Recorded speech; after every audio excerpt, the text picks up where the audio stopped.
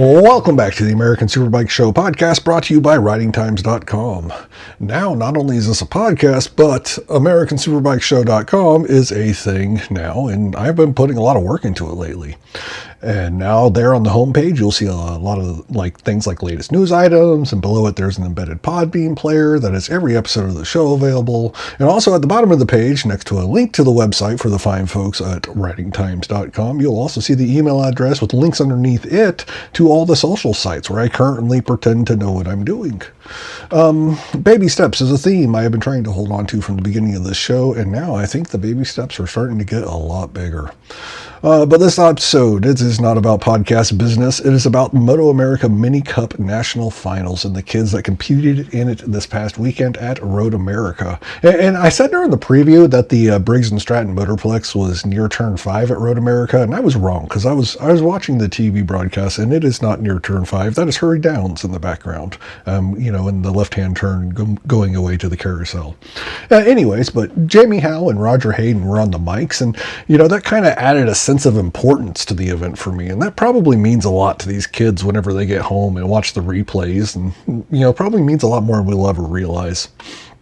All of the class winners get comped one free entry into a Talent Cup race by MotoAmerica if they are age eligible. And that means that they have to be 14 years old. I don't remember exactly on what date, and I'm not sure if anyone met that criteria this year. On top of that possible free comped entry into a MotoAmerica Talent Cup race, also anyone that finishes on the podium in the overall championship for the weekend gets evaluated by Dunlop to see whether or not they need to be added to Dunlop's Team Elite. And that provides these riders with a lot of resources beyond just free tires for a year. We did end up having some late morning weather that affected the schedule a little bit on Sunday, and they also ended up knocking a couple of laps off of each race, of the race length of each class on that day because of it. But let's just go top from bottom with each and every class. We're going to start with GP 190. In this class, the top two overall get an invitation to the Ohvale World Finals in Valencia, Spain, and those top two winners in this class this year were number 1 Jase, Dill, and in second place was Connor Raymond. Dexter Daytona Salaviera was only 5 points behind Connor Raymond in third place. Jase Dill, he just dominated this class. He led every single session. He won 2 poles and he won 4 races across the 2 different layouts of the weekend. Roger Hayden asked him after race 3 if he was going to be a little bit more conservative going into the last race or if he was going to go for the win. And he was just like, I'm going for the win. There was no hesitation and he was excited. I like this kid. I can't wait to see him step up to Talent Cup, but that's going to be a couple of years. He's only 12 years old. So, we're going to have a couple of years before we see him on a craner. While Dill was out front by himself in all 4 races, the battle for second behind him was awesome. Second place Connor Raymond was especially impressive using the lap traffic, especially in race 1 on Saturday when he used that lap traffic to kind of help him make a pass into second on the last lap. Now, you would think just by looking at the results that Dexter Daytona Salaviera was consistent through the weekend, but that doesn't really tell the whole story because, while his finishings were pretty consistent, on Saturday in both races, Jase Dill was just gone, and I don't think anyone kept him in sight. On Sunday, Salaviera, he wasn't able to improve his finishing position much on Sunday, but both him and Maverick Johnson were able to keep Jase Dill in sight on Sunday and just were much closer to the front. And Maverick Johnson, he had 2 seconds and a third on the weekend, but a DNF that was caused by, I think it was a mechanical and electrical issue that was on race 2 on Saturday. It just prevented him from challenging for an overall podium spot. Going on the GP 160, this class was just flat dominated by Zaal Farhand. It's also like the GP 190 class in that the top 2 get an invitation to the Ohvale World Finals in Valencia, Spain, and in this case it is Zaal Farhand taking the overall, with Lambert Sue finishing in second place. In third place in the class was Tommy Molnar. He was the only Canadian in the field. Now, Zaal Farhand has now won every single race in this class at the national finals for 2 years straight. He's like 10 years old, he's not the tallest kid in the world, so I don't know when he can move up. And there's not really any rush to do that, move him up either, because, kids should get the chance to just be kids. But yeah, there is nothing left for him to do here. Lambert Sue was consistently faster than the rest of the field through most of the weekend, staying on the podium for every single race, with 3 of those finishes being in second place. And Tommy Molinar, the one Canadian, he had some offs over the weekend, but he showed some impressive resolve just to take third place overall in the standings. Like in the race 2 on Saturday, Molnar was battling with Christian Berlowitz for a podium spot, and the two of them unfortunately got together, and they were both able to get up and get their bikes back running and finish in the top 10. But then on Sunday, Molnar came back, and on the warm-up lap in race 1, it was some slightly sketchy conditions out there, and he ended up going down in a wet spot. And he just kept his head about it. He got his bike up. He was well behind the field, but he managed to, get to his grid spot, take his position. And then, in the race, he had the ability to just put that out of his mind. And he made a pass on Lambert Sue on the last lap to get a second place finish in that late race. That shows a lot of guts, and I was impressed by that. Moving on to GP 110, this looked like it was just going to be the Cruz Texter Invitational after the first 3 races, because it wasn't just like 3 victories, but he never really seemingly came under challenge from behind. But then in race 4, Chase Jazikoff was able to make a pass on lap 2, and he made it stick. Cruz had some looks, but he was just a little bit too aggressive, and he would end up going a little wide. That was 3 wins, and a second was enough for Cruz Texter to win easily in the overall. Chase Jazikoff opened with a third and then had 2 straight seconds before pulling off that win in the last race. Now, in my personal opinion, it's a matter of when and not if this battle between these 2 riders eventually comes to MotoAmerica in the future. Chase Berlowitz finished 3rd in the standings, with Cole Shannon and Bruno Bolanos tied for 4th, and it seemed like these 3 were just locked together in a tight battle every single time they were on the track, and it was so fun and exciting to watch. Berlowitz even had a look at making a pass for the lead at the end of the race 1 on the last lap on Saturday, but he was smart not to force it, and he came home second. I'm not sure both riders would have been able to make it through that corner if he didn't get out of it and keep his wits about him.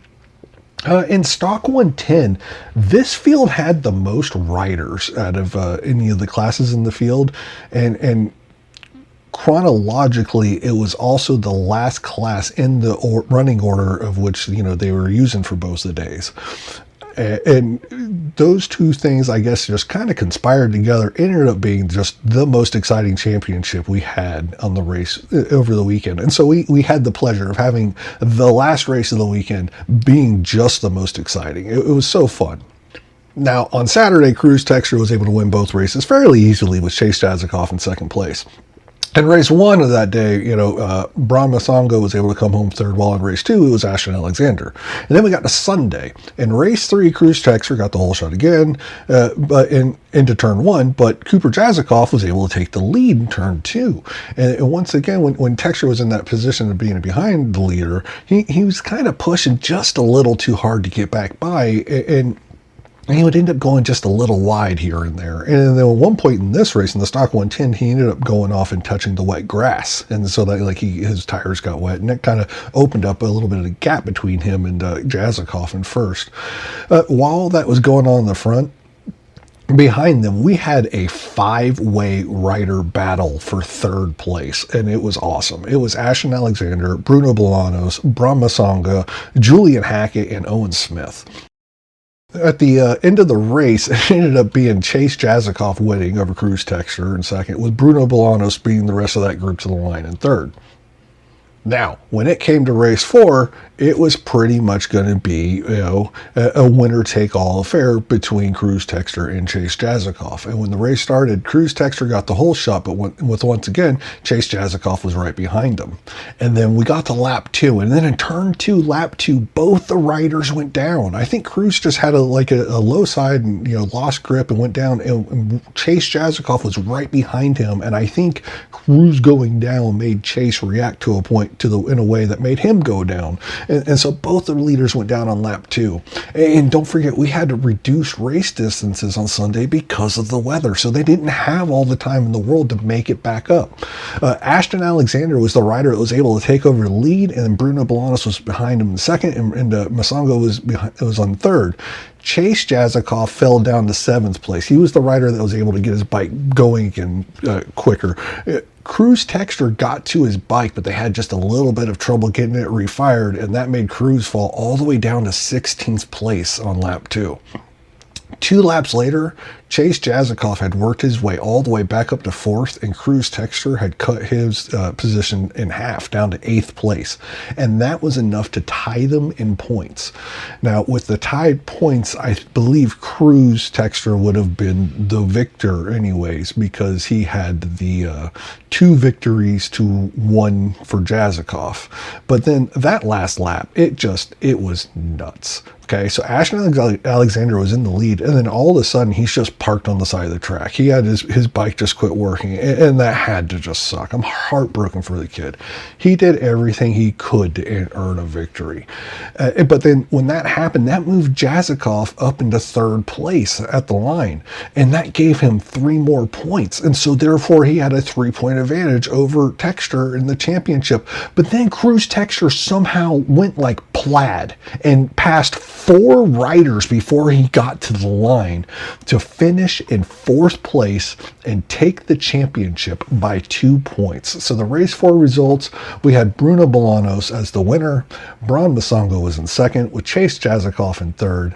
And then the standings overall, Cruz Texter took the title with Chase Jazikoff 2 points behind him in 2nd, and Bruno Bolanos was 21 points back in 3rd. The last class of the weekend was Stock 50, and these are the little kids, 6 to 8 years old, and it's just so cute to watch them ride around. I, a lot of them are riding like Honda CRF 50s, and that's the same thing. And that I took my nephew to go do a track day on recently with the South Florida Mini GP, and he's about the same size as these kids, and it's just just reminds me of that. Just made me smile. It's just so cute to watch these kids run around and race. Cooper Jazikoff, he won the Stock 50 national title this weekend, and he did so by winning 3 of the 4 races that were held. And the one race he didn't win, he finished fairly far down in the order in 6th. And so that allowed Marcus Sue to earn enough points to actually tie him at the top of the standings. Marcus Sue finished the weekend with 1 win, and he had 3 second-place finishes. But even though the 2 were tied at the top, Cooper Jazikoff had the advantage in wins with 3 wins to Marcus's 1, and so therefore he took home the title. Marcus Sue finished with 3 thirds and a second. Anyways.